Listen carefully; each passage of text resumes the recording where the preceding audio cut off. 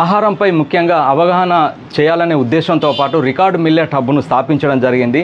So ఈ record millet hub ద్వారా కూడా చిరుధాన్యాల అవగాహన కల్పిస్తూ చిరుధాన్యాలను మనం వంటింట్లో కూడా తీసుకొని వచ్చి వాటిని ఆహారంగా తయారు చేసుకొని మనం తినడం ద్వారా అనేక రకాల వ్యాధుల బారిన పడకుండా మనల్ని మనం రక్షించుకోవచ్చు అనే విషయాల పట్ల విస్తృత స్థాయిలో అవగాహన కార్యక్రమాలు చేపడుతున్నాము కూడా.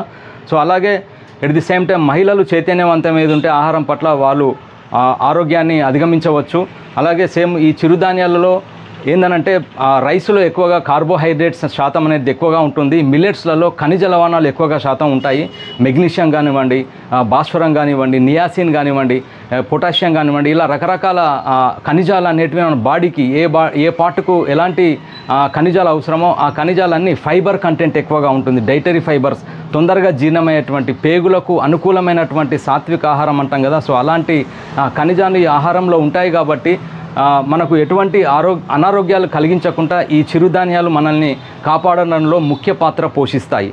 సో ఇంకోటి, పిల్లలకు కూడా జంక్ ఫుడ్ మానేసే విధంగా బేకరీలో దొరుకుతున్నటువంటి బర్గర్స్ కానివ్వండి, బిస్కెట్స్ కానివ్వండి, కేక్స్ కానివ్వండి, ఇందులో సింథటిక్ కెమికల్ అనేది చాలా బాగా ఎక్కువ శాతం ఉంటుంది.